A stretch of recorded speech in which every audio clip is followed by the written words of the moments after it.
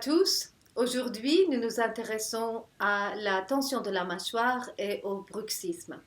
On va expliquer comment le stress physique, émotionnel et mental et la mauvaise posture peut amener à un dysfonctionnement crânio-mandibulaire. On va vous apporter des solutions avec des données de la science moderne et de la science ancienne du yoga. Aujourd'hui, je suis avec Dr Javone Zamanian, qui est aussi ma cousine. Et ça fait 30 ans en fait qu'on ne s'est pas parlé, on s'est retrouvés après une trentaine d'années et dès le départ, on a su qu'on enseignait la même chose, mais dans des domaines totalement différents. Alors Javone, peux-tu nous dire ta spécialité s'il te plaît? Alors, je suis docteur en chirurgie dentaire, je suis omnipraticien et je prends en charge des patients atteints de dysfonction crânio-mandibulaire. Alors les gens qui viennent te voir, normalement, ils ont quel genre de problème? Alors, les gens qui viennent me voir sont tout d'abord en souffrance physique, mentale et sociale. Alors, il y a beaucoup de symptômes, mais essentiellement, ils vont venir pour des douleurs des dents, de la mâchoire, de la tête et également des oreilles. Ces douleurs peuvent être handicapantes jusqu'à la limitation d'ouverture de la bouche et des réelles difficultés à la mastication. Alors, ils vont aussi se plaindre d'acouphènes et ils vont me rapporter des épisodes de bruxisme. Alors, je vais aussi vous raconter quand même pêle-mêle des symptômes qui sont spécifiques de la dysfonction crânio-mandibulaire, que tout ça, ce sont les patients qui me le rapportent, comme des craquements, des claquements dans la mâchoire, des sensations d'oreilles bouchées, également une sensation de peau comme brûlée, la langue douloureuse et des difficultés à déglutir. Oui, je crois que j'ai bien fait le tour. Et à ton avis, la cause principale de tout ça, s'il y avait une cause principale, ça serait quoi? Alors la cause, c'est en fait une tension des muscles de la mâchoire qui est due à une accumulation de toxines. Et je pense que le nerf de la guerre, c'est le stress physique et mental. Alors, tu parles de la tension de la mâchoire. Et en fait, dès qu'on a de la tension ici, on entre dans un cercle vicieux. Parce que quand on a de la tension dans la mâchoire, on n'arrive pas à respirer correctement. Et vous pouvez bien l'essayer maintenant, serrer un tout petit peu les dents en arrière, mais juste un peu, et observer la respiration. Et vous verrez qu'en fait, elle est serrée, le diaphragme n'arrive pas à descendre. Mais si vous lâchez la mâchoire, vous verrez bien que le diaphragme, il peut bouger beaucoup plus facilement. Alors si, comme tu dis, s'il y a de la tension dans la mâchoire, et tous les jours, à chaque fois, quand il y a une difficulté pendant la journée, si on, même un tout petit peu, on serre les dents, ça devient chronique et toxique, comme tu le dis. Alors quoi faire?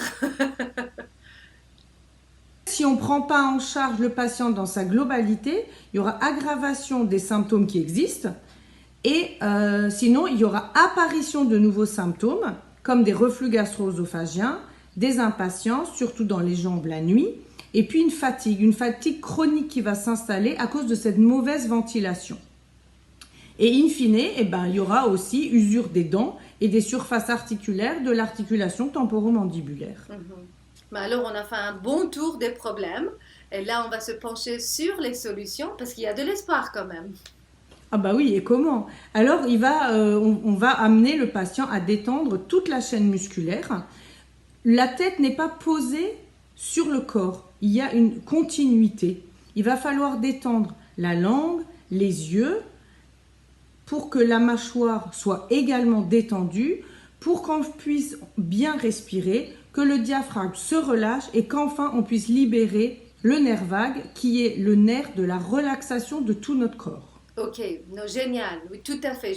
En fait, jusque-là, je sais très bien qu'on est très bien d'accord avec tout ce qui se passe là, parce que c'est pareil au yoga, en fait, au niveau physique, tout ce que tu dis, c'est le but de yoga, c'est-à-dire de recréer ou rétablir une très bonne connexion entre la tête et le corps. Et donc, une très bonne communication entre la tête et le corps. Alors, reparlons des solutions. Comment entrer dans un cercle vertueux? Alors, il faut restaurer une bonne hygiène de vie. Tout d'abord, il faut boire de l'eau, parce que les gens oublient de boire de l'eau. Ensuite, il faut faire du sport. Il faut s'étirer. Il faut faire du yoga, bien sûr.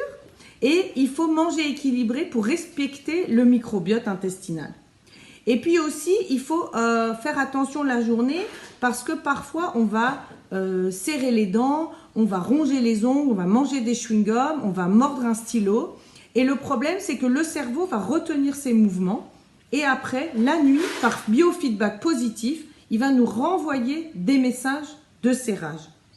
Mais il ne faut pas que les gens s'inquiètent, il ne faut pas que les gens culpabilisent, parce que quand on serre les dents, ça diminue les hormones de stress. Donc ça détruit une partie de notre corps, mais c'est quand même un appel. Alors évidemment, il faut reconditionner le système et développer de bonnes habitudes, hein? Oui, alors moi pour aider mon patient à un reconditionnement facile, je vais lui offrir un petit bracelet qui va être d'une couleur vive, qui est orange, et comme ça, dès qu'il le voit, il va juste relâcher les dents, et reprendre conscience qu'il ne faut pas que les dents soient serrées toute la journée. Parce qu'en fait, ils vont parfois serrer les dents en coupant les légumes ou à l'ordinateur ou au volant de la voiture. On ne sait jamais. Oui, c'est en fait une habitude que le système nerveux, il a développé. Et pour reconditionner, moi, ce que je fais en tant que prof de yoga, c'est de consommer à faire une posture qui est ou bien difficile ou bien qui est nouvelle. Je leur demande de lâcher la mâchoire, de laisser de l'espace entre les dents en arrière pour reconditionner, comme tu disais.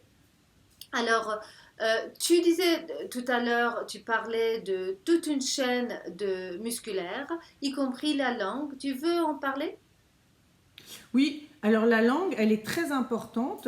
En fait, il faut qu'elle ait une position particulière. Elle doit être en position haute. Sa pointe, elle doit être au palais, derrière les dents de la mâchoire du haut. Et ça, c'est un gage de la détente de la mâchoire, d'une bonne respiration et d'une bonne ventilation. Je me rappelle la première fois que tu m'as dit ça, je t'ai expliqué. Moi, j'avais du mal avec ça. J'avais beaucoup du mal parce que j'avais des profs qui me disaient au yoga, on dit la même chose. On dit que la position de la langue doit être là. Et au départ, moi, j'avais du mal parce que si j'essayais de mettre ma langue là-bas, je faisais un effort. Elle n'était pas relaxe et détendue. Et j'avais d'autres profs qui me disaient que la langue doit être relax. Alors, je pouvais pas, entre les deux, je savais pas quoi faire.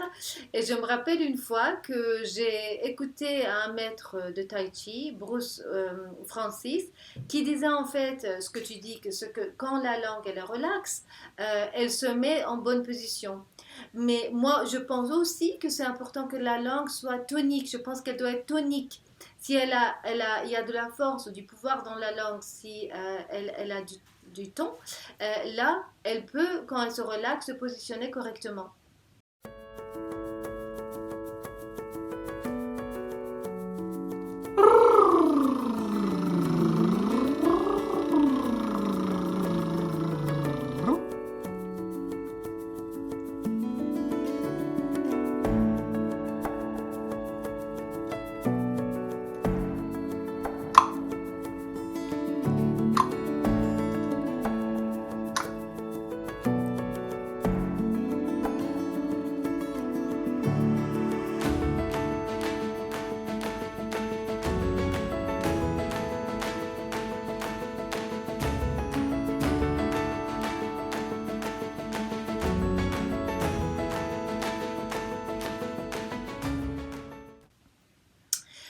Alors, tu disais aussi, je pense que tu voulais aussi parler des yeux dans cette chaîne musculaire. Oui, oui, exactement. On n'en parle pas beaucoup, mais c'est très important. Alors, je ne parle pas de la vue, mais je parle de la motricité, parce que les muscles des yeux sont insérés au même endroit que les muscles de la mastication. Et si un des groupes musculaires est contracté, la contraction va être tout simplement propagée à l'autre groupe musculaire. Donc, il faut diagnostiquer en fait s'il y a un problème au niveau des muscles de l'œil. C'est tellement intéressant quand tu me dis ça parce que nous, en yoga, on fait des exercices des yeux, on fait des exercices, on fait tout ça. Mais en fait, moi, je savais pas du tout qu'il y a un nerf ou des muscles communs. Les muscles, ou enfin l'insertion des muscles est commune. L'insertion des muscles. L'endroit où L'endroit, ils sont fixés. oui, oui. Ah, Oui. c'est génial ça.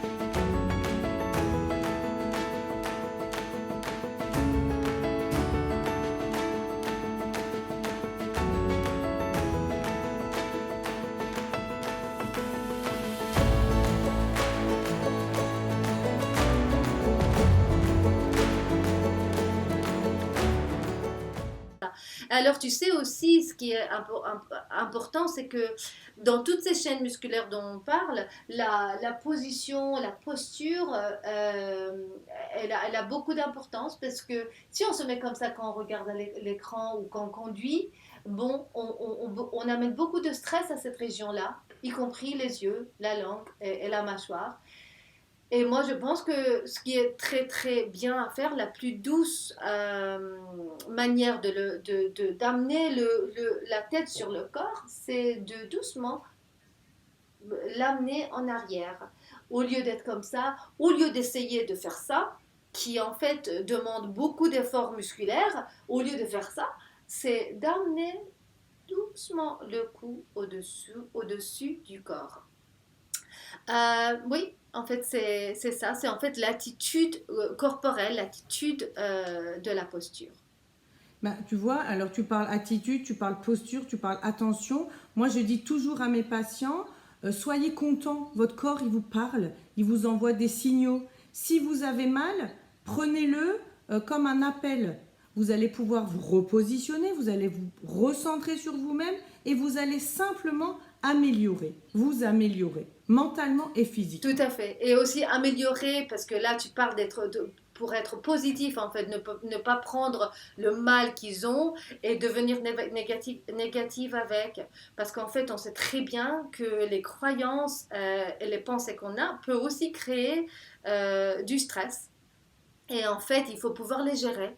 Et en même temps, c'est très important de ne pas voir le stress en tant qu'ennemi. Il faut le comprendre pour pouvoir l'apprivoiser. Et je veux très bien noter, parce que surtout en tant que prof de yoga, la tension, le stress devient il faut pas, il faut pas. C'est pas vrai. Il n'y a pas de vie sans la tension, il n'y a pas de vie sans stress.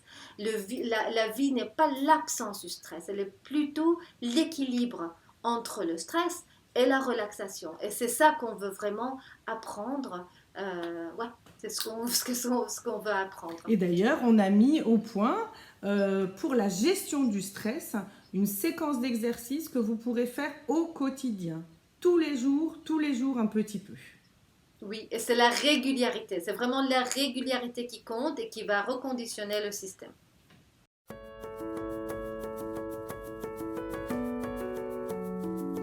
Ouh.